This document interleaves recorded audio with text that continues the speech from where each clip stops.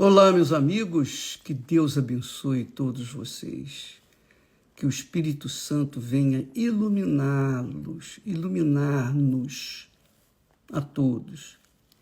Ele venha dirigir, conduzir as nossas palavras, essas palavras que nós vamos falar e que os seus ouvidos estejam atentos aquilo que Ele quer que você saiba, para que você saiba também o que fazer da sua vida. Muitas pessoas, por não entenderem a palavra de Deus, por não entenderem Deus, mesmo tendo informações dele, ainda assim vivem no mar de sofrimento e dor, mesmo tendo conhecimento da palavra de Deus. Mas Deus é Deus. Ele continua sendo o mesmo. Magnífico, maravilhoso, bondoso, generoso. Porque Ele, quando fez o parafuso, Ele fez também a porca. Você entende o que eu quero dizer? Ele não faz nada incompleto. Quando ele fez o homem à sua imagem e semelhança, ele lhe deu o sopro, o fôlego da vida, que é a alma, que também chamamos de coração. A Bíblia fala que é a vida. Ele nos deu uma alma.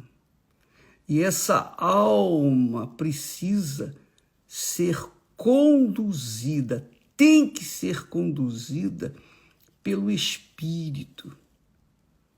Quando a Bíblia fala em Espírito, está falando de sabedoria, de conhecimento, está falando do Espírito vivo, o Espírito que nos dá o direito de raciocinar, pensar. E quem é sábio, quem teme a Deus, pensa como Deus pensa, ou procura, busca, almeja pensar como Deus pensa. Porque quando ele pensa como Deus pensa, então ele vai conduzir a sua alma, que quer dizer, vai conduzir os seus sentimentos, vai conduzir a sua vida por toda a eternidade. Presta atenção, Deus é Espírito. E quando formou o homem, Ele deu-lhe o Espírito, que é a sabedoria, que é o conhecimento, que é o temor do Senhor, que é o Espírito de fortaleza, o Espírito do Senhor, para que, com essa sabedoria na sua cabeça, o homem viesse cuidar de seu coração, dos seus sentimentos, tudo que a gente sente, tudo que a gente sente está alinhado com o coração. O coração é que sente, quer dizer, a alma. O espírito, a sabedoria, a inteligência, quando o corpo morre, volta para Deus, o Espírito volta para Deus, que é a sabedoria de Deus, que é o conhecimento de Deus. E todos recebem isso.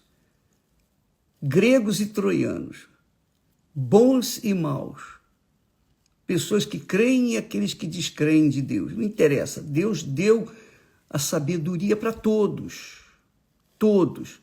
Assim como Ele nos dá o sol para todos, bons e maus, o oxigênio para todos, bons e maus, ele também deu a sabedoria para todos, para que todos pudessem usá-la, pensar, raciocinar, pesar, avaliar e, de acordo com a sabedoria, conduzir a sua alma, o seu coração, a sua vida, que é o centro dos nossos sentimentos. Então, nós falamos ontem a respeito de Asaf, esse homem de Deus. Ele foi tão sincero, tão puro, tão verdadeiro, que mesmo como homem de Deus, ele chegou ao ponto de perguntar: poxa, como é possível? Os que temem ao Senhor vivem uma vida apertada, mas os que não temem vivem uma vida regalada. Como é que pode isso?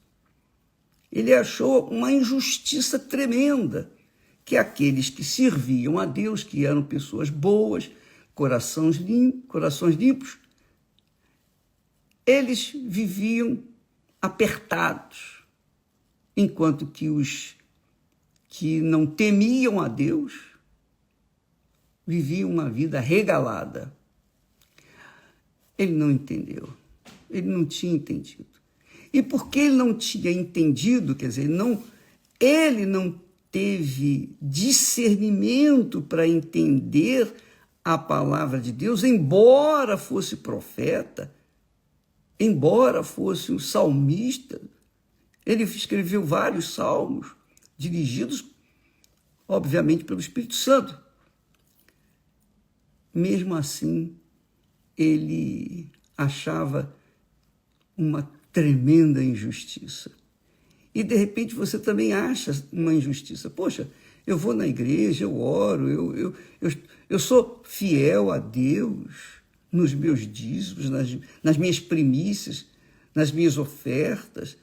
Eu faço bondade, eu faço caridade, eu faço bem aos outros. Se eu não puder fazer bem, eu não faço mal. Porém, você, lá no fundo da sua alma, você inveja aqueles que não fazem nada disso e se dão bem, e se dão muito bem, fisicamente. Jesus, minha amiga, meu amigo, foi o homem justo, perfeito, viveu na perfeição, impecável. Jesus foi o único homem impecável.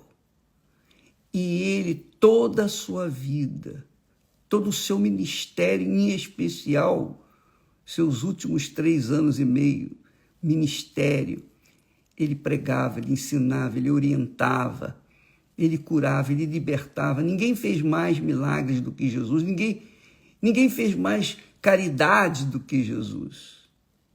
Mas o que aconteceu com ele?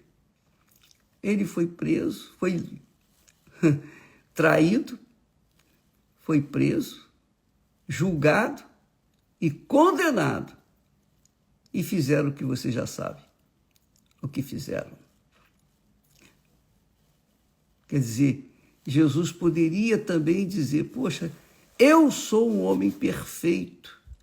E, no entanto, olha só, ele tinha que ser perfeito, ele tinha que continuar sendo perfeito por toda a sua vida, para que ele pudesse ser o cordeiro que viria a ser sacrificado pelo pecado de toda a humanidade. Só para você recordar, quando o homem, o judeu, cometia um pecado, na lei de Moisés, ele tinha que trazer um animal. Esse animal normalmente era um cordeiro. O cordeiro tinha que ser perfeito, não podia nem ter mancha. Ele tinha que levar um animal perfeito, entregá-lo ao sacerdote. E o sacerdote, impunha as mãos sobre o cordeiro e também ele, o sacrificante, o ofertante. Ele tinha que mirar os olhos do cordeiro, porque o sacerdote iria imolar, iria matar, iria cortar a jugular, digamos assim, daquele animalzinho tão puro, tão inocente, tão perfeito. Então, o sacrificante, o pecador, tinha que mirar os olhos daquele animalzinho que, sofrendo por ele, sem nenhuma culpa.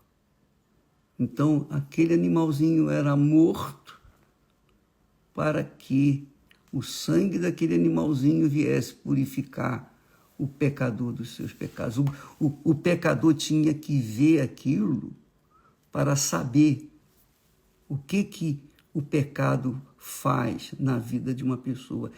Ele tem feito, o pecado tem feito isso. Ele tem visto o sacrifício de Jesus, tem visto o sangue que ele jorrou, o sofrimento que ele passou, a humilhação que ele passou, porque ele foi pendurado nu, completamente nu na cruz. E, além disso, quando ele disse, tenho sede, lhe deram vinagre misturado com fezes humana. Ainda assim, ele sofreu calado, gemeu. Então, o mundo sabe disso, mas o mundo não está nem aí pelo que Jesus fez por ele. O mundo continua desacreditando de Deus, desacreditando de tudo que ele fez por nós. Enfim, o mundo continua cruel. O mundo continua ingrato. Pior do que o mundo são aquelas pessoas que conhecem a palavra de Deus e ainda assim não fazem caso do que conhecem.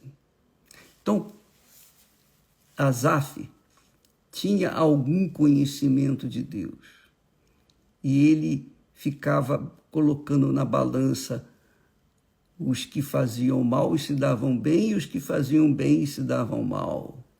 Ele ficava olhando, poxa, isso é injusto. Em outras palavras, Deus, tu és injusto. Não é não. Não é não. Ele achava isso. Ele achava assim. Até que, em o versículo do Salmo 73, versículo 17, diz, até que entrei no santuário de Deus. Em outras palavras, até que eu entrei, subi no altar de Deus. Então, entendi eu o fim daqueles que se dão bem, mesmo fazendo mal, e o fim daqueles que se dão mal, mesmo fazendo o bem. Eu entendi. Jesus disse para os seus discípulos, só para você se situar, Jesus disse para os seus discípulos,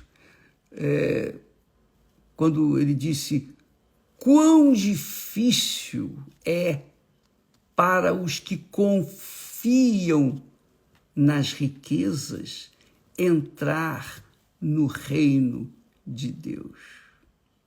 Quão difícil. Em outras palavras, quão difícil é para os ricos entrarem no reino de Deus. Não é porque os discípulos ficaram até atônitos, porque a cultura judaica, até hoje, os judeus dizem assim, a cultura deles é a seguinte, filosofia, se eu tenho dinheiro é porque Deus me abençoou, eu sou um abençoado de Deus.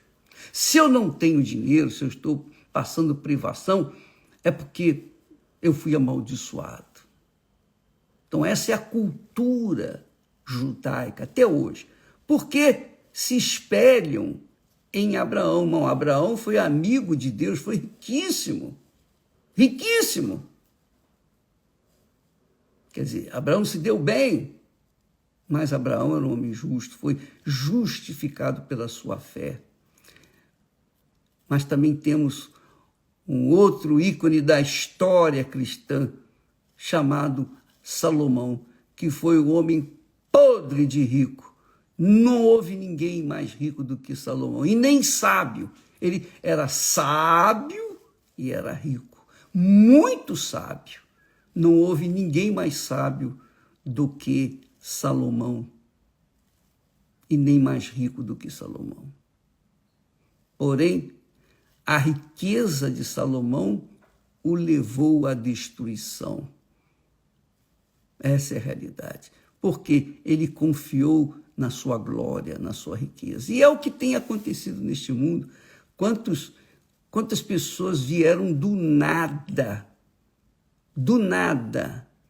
e se destacaram, de repente, com suas sabedorias, com seu talento, muitos cantores, muitas pessoas influenciadoras se deram bem, ganharam muito dinheiro, mas no final das contas acabaram se matando por causa da frustração. Poxa, eu lutei tanto para sair da miséria de vida que eu tinha, cheguei no auge da minha vida, da riqueza, e cheguei aqui e eu estou pior do que eu era quando eu era que não tinha nada. Por quê?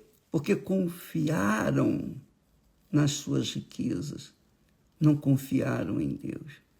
E Asaf estava quase que escorregou, ele confessou, quase que eu escorreguei, quase que eu caí, quase que eu abandonei tudo. Por quê? Porque eu fiquei olhando para a riqueza dos injustos e a pobreza dos justos.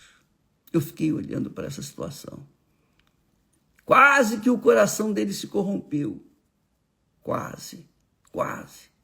Porque ele conservava dentro de si uma inveja dos que se davam bem e eram maus.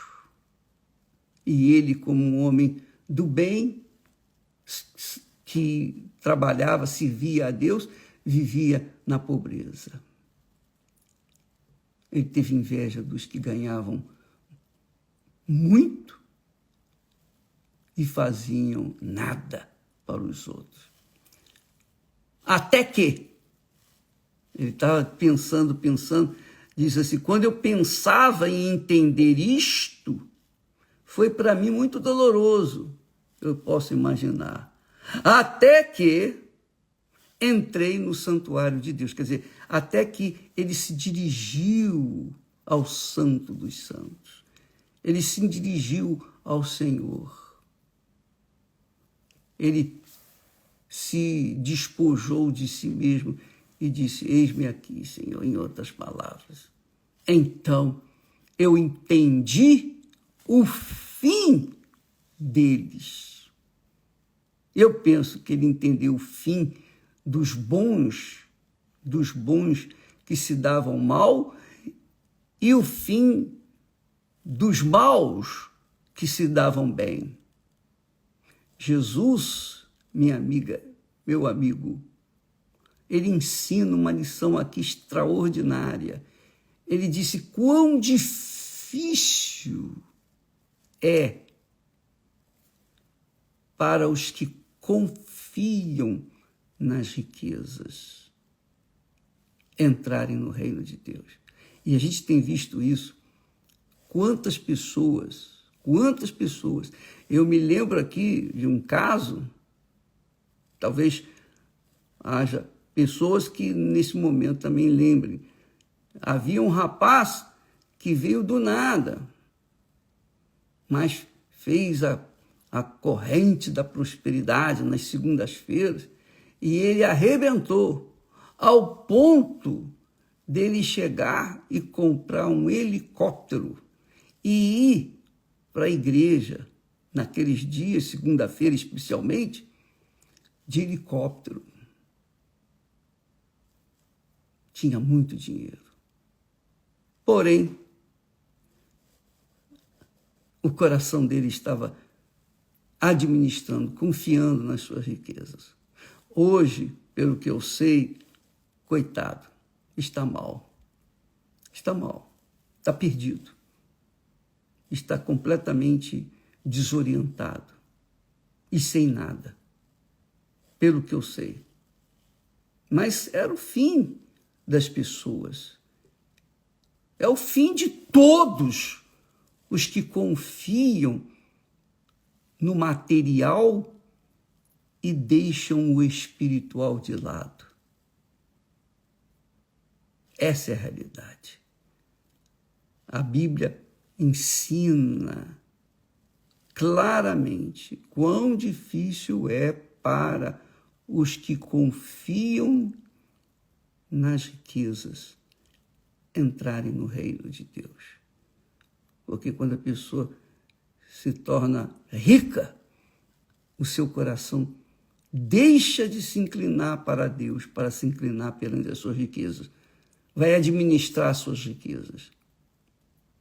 E a gente sabe o fim delas, que é triste. Foi o que aconteceu com Asaf. Só que a riqueza dele, que era Deus, que era o espiritual, que é o serviço de Deus, era um homem de Deus, intercessor junto a Deus pelas pessoas que vinham até ele. Ele era rico da presença de Deus, mas ele baixou seus olhos para ficar observando a vida dos maus que se davam bem por enquanto. Quer dizer, amiga e amigo, Deus nos deu inteligência, Deus nos deu sabedoria para que a gente possa pesar as coisas, pesar e avaliar e chegar à conclusão que é a certa, que tudo que tem, tudo que existe, tudo vai ficar por aí, tudo vai pegar fogo, tudo, não vai ficar nada, não vai sobrar nada, tudo vai pegar fogo. E esses dias, ou esse dia, está chegando, se aproximando. Por isso que quem é sábio e usa sua sabedoria, investe no espiritual. Porque se investir no espiritual, a sua vida, sua alma, vai ser conservada por toda a eternidade. Se investir no material e deixar o espiritual de lado, vai se arrebentar, vai perder tudo. Jesus disse isso em outras palavras. Ele disse, não vos preocupeis com o dia de amanhã, que vai comer, beber ou vestir. Ele disse, buscai primeiro o reino de Deus. O que quer dizer? O reino de Deus é espiritual. Você não vê o reino de Deus. Por quê? O reino de Deus está dentro das pessoas que têm sede e fome de justiça verdadeira. Sede e fome de Deus. As pessoas que estão inclinadas para ouvir e obedecer a palavra de Deus. Então, essas pessoas, quando elas investem a sua cabeça no reino de Deus, ou seja, quando elas se permitem ser governadas pelo Espírito do reino de Deus, que é o Senhor Jesus, o Rei do reino de Deus, quando as pessoas se deixam ser governadas por Ele, quer dizer, o seu espiritual, então a sua alma vai agradecer eternamente, porque ela vai viver eternamente, mas junto com Deus. O corpo vai ficar por aí. Interessante que Asaf chegou a essa conclusão. Até que eu entrei no santuário de Deus e entendi o fim deles. Aí ele diz assim: assim me embruteci e nada sabia, fiquei como um animal perante ti, perante o Senhor. Todavia, estou de contínuo contigo.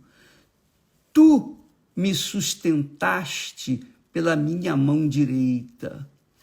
Guiar-me-ás com o teu conselho, quer dizer, com a tua sabedoria, com a tua palavra, com o teu espírito. E depois me receberás na glória. É isso. Esse é o fim daqueles que vivem pela fé. Aqueles que vivem pela fé nas promessas de Deus, nas palavras de Deus, nos ensinos de Deus, na disciplina de Deus, na ordem de Deus. Esses vão ser recebidos na glória. Porém, aqueles que contrariam o rei do reino de Deus, aqueles que não querem ser governados por ninguém, querem ser governados pelo seu próprio nariz, seguir as suas próprias intenções, aqueles que querem ser ricos na face da terra, a tendência deles é se agarrarem à riqueza, confiar na sua riqueza. Mas quando vem a enfermidade, quando vem a doença, quando vem o problema, quando vem a depressão, não tem médico, não tem remédio, não tem ninguém para salvar. Salvo a palavra de Deus. O Senhor Jesus continua estendendo as mãos para todos os que vêm até Ele. Por isso ele diz: todos, vinde a mim todos, cansados e sobrecarregados, e eu vos aliviarei. Então, quando a pessoa pensa, raciocina, ela diz: espera aí, se Deus existe, se essas palavras são verdadeiras, isso tem que acontecer comigo. Tem que acontecer, não é uma questão se eu mereço ou não mereço, é a questão de fé, eu creio nisso, então tem que acontecer comigo. Agora, se eu não creio, como é que eu vou ter a ousadia da fé para chegar e provar essas palavras? Como? Não tem como. Então, minha amiga e meu amigo, fica a seu critério o seu futuro eterno. Eu não estou aqui a tratar do futuro deste mundo. Deus supra as necessidades daqueles que confiam nele. Bem nenhum lhes faltará, está escrito. Eu sou o Senhor, o teu pastor. Nada faltará. Se eu sou o teu pastor, nada faltará para você. Agora, se eu não sou, eu não posso fazer nada. Se você não me quer como seu pastor, o que eu posso fazer por você? Se você rejeita a minha direção, a minha orientação, o que eu posso fazer por você? Nada. É você que é mãe, você que é pai, você que tem filho. Você tem filhos, ou filha. Enquanto a sua criança é pequena, você impõe a sua regra, a sua disciplina. Mas quando eles crescem, eles ficam adultos, e às vezes não precisa nem ficar adultos, eles já são rebeldes por natureza, porque querem fazer o que os seus coleguinhas fazem com seus pais, e são rebeldes. E o que você pode fazer? O filho é rebelde, a filha é rebelde, está lá no vício. O que você pode fazer por essa pessoa? Só uma coisa: orar. Ó Deus, tem misericórdia deles. Mais nada.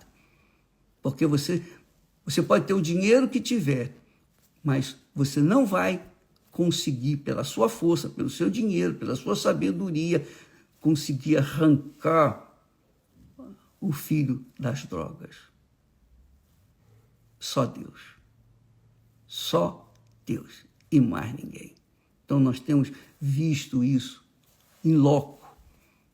Nós temos visto isso pessoalmente, pessoas inteligentes, pessoas formadas, médicos, dentistas, advogados, engenheiros, pessoas que têm um alto grau de educação servindo aos vícios, servos, escravos dos vícios.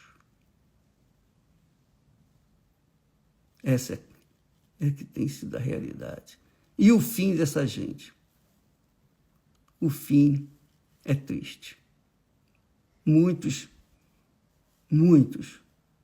infelizmente, a maioria está perdida por aí. E a minoria, aquele que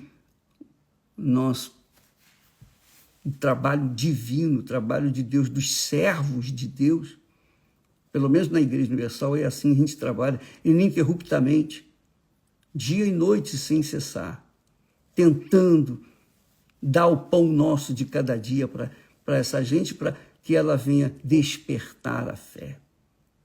E então permitir que o Senhor, o Rei do reino de Deus, venha reinar dentro do seu coração, da sua vida, para que ela venha viver em paz consigo mesmo e, sobretudo, com Deus. Então, quando acontece isso,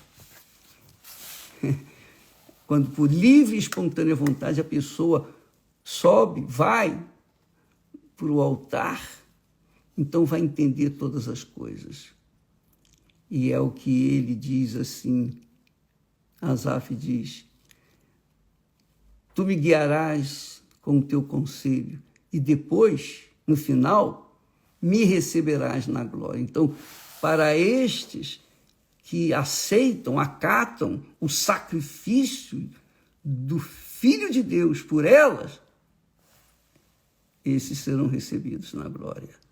Mas os outros demais, que são a maioria, infelizmente, vão descer para o lugar de tormento eterno. Infelizmente, essa é a realidade. Mas a escolha de cada um.